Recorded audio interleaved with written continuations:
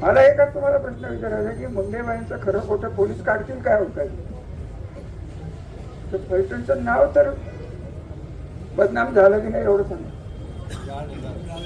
महिला बसल्यात, तुमच्या माहेरवरनं तुम्हाला फोन आलेच असतील की बसलं हे फलटण बरी आहेस का, तुझ्यापर्यंत पोचले काय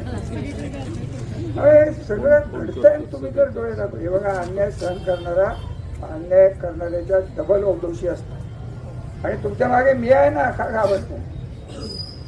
याच्या पुढे जर कार्यकर्त्याला त्रास झाला, महिला भगिनीला जर त्रास झाला, हा रामराजे काळा कोट घालून कोर्टात उभं राहील कारण मी वकील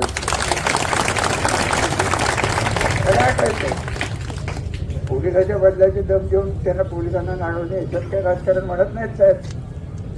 आणि हे सगळं झालं 19ला देवेंद्र फडणवीस, अजितदादा पवार, संजीव राजे, अनिल राजे आणि मी आणि ते जयकुमार गोरे साहेब आत्ताचे मंत्री आणि हे माजी खासदार एकत्र बसून 24ची इलेक्शन एकत्र करायची का. मी तेव्हाच विचारलं, तेव्हाही देवेंद्र साहेब म्हणले रामराजे मी थांबवलं, अजून काय तुम्हाला पुरावा पाहिजे. साक्षात आत्ताचे मुख्यमंत्री केस पाहायला माझ्या बाजूने होते त्या काळात, म्हणून मी परवाच्या केसमध्ये म्हणलं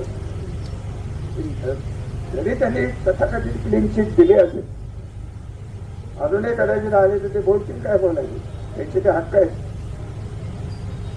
परंतु त्यांच्या न्यायबुद्धीवर माझा विश्वास आहे. त्याचं कारण या पद्धतीने मुख्यमंत्री सध्या वागतायत.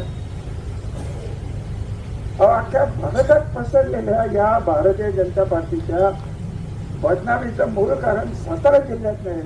हे भारतीय जनता पार्टीला दोन जे भस्मासून इथं तयार झालेले आहेत त्यांच्यावर ते काय करायचं